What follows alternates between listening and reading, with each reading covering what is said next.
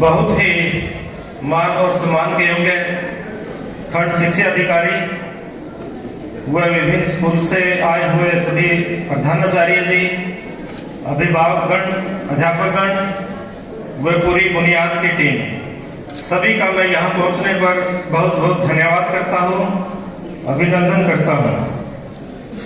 मैं आपको बता दूं कि काजल 8वीं क्लास तक एक सामान्य बच्चों की तरह थी और उसमें 9th से ही थोड़ी सी अलग से कुछ सीखने की ललक थी।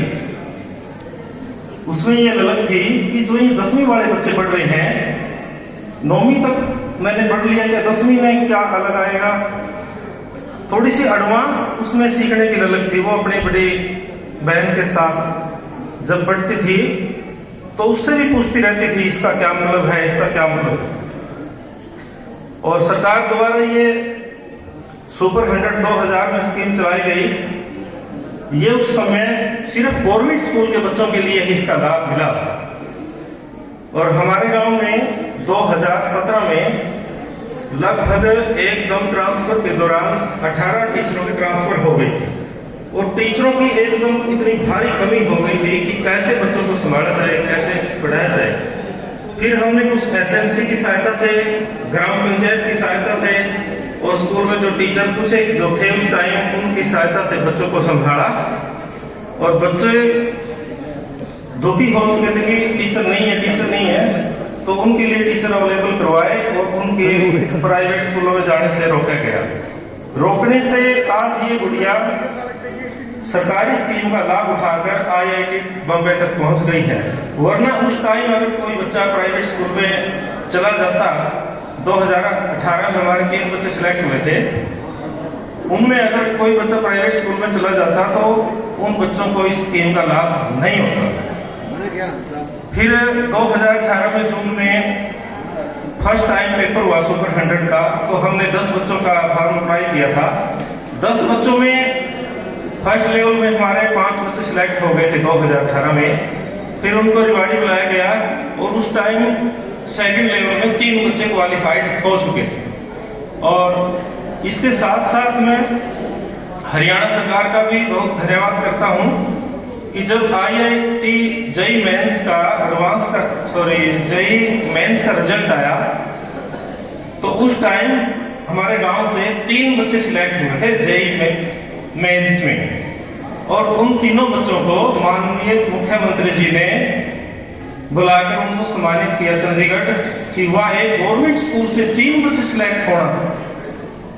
टोटल बच्चे 100 हरियाणा में और 100 में से 3 बच्चे इंडस हुई के सिलेक्ट होना, माननीय मुख्यमंत्री जी ने बहुत हौसला अफजाई की थी। फिर उसके बाद में जब जेईई एडवांस का रिजल्ट आया तो काजल का टॉप जो 100 बच्चे थे, गवर्नमेंट स्कूलों के बच्चे थे, उसमें काजल टॉप थी।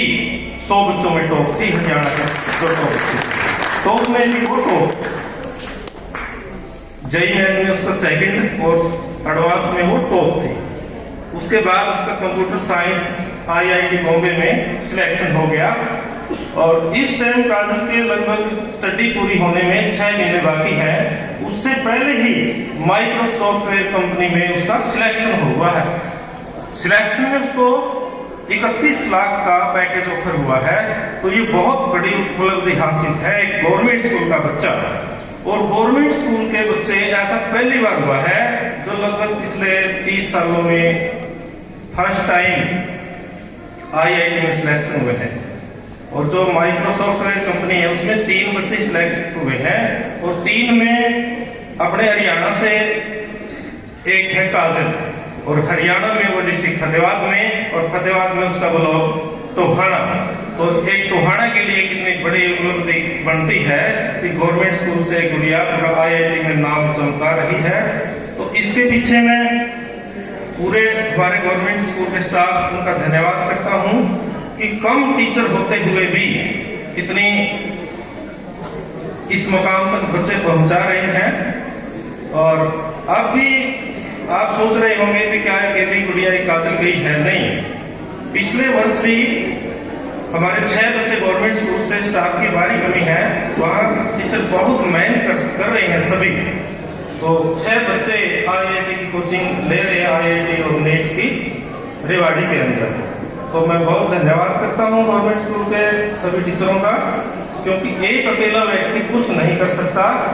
धन्यवाद में सबसे ज्यादा काजल के माता पिता का, क्योंकि बच्चे तो हमारे पास बहुत आते हैं, लेकिन माता पिता सहयोग करने में पीछे रहते हैं। तो काजल के माता पिता हर टाइम कहीं बच्चे को जाना है, किसी प्रकार की कोई पेपर है, उसके लिए एकदम रहते हैं कहीं, तो उसके लिए धन्यवाद के पात्र हैं।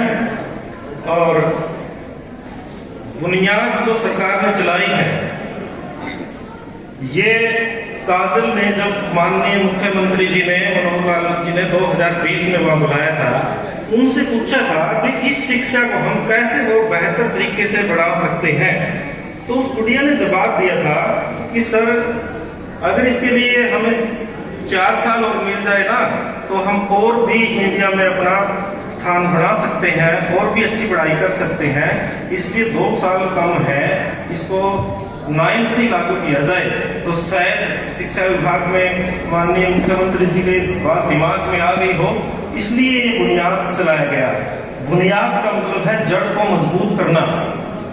तो सभी अभिभावकों को मैं, बच्चों को ये कहना चाहता हूँ कि बच्चे पढ़ते हैं, अब उनको ये नहीं पता कि इसके पढ़ने के बाद हम 2, 4, 5 साल पढ़ेंगे, इसका क्या रिजल्ट आएगा। हम ये चीज पढ़े, हम वो सब्जेक्ट पढ़े जिसको हम 5 या 2 साल 4 साल पढ़कर हम बेरोजगारी का सामना हमें नया देखना पड़े, और वो ही पढ़े जिसमें उनकी रुचि है।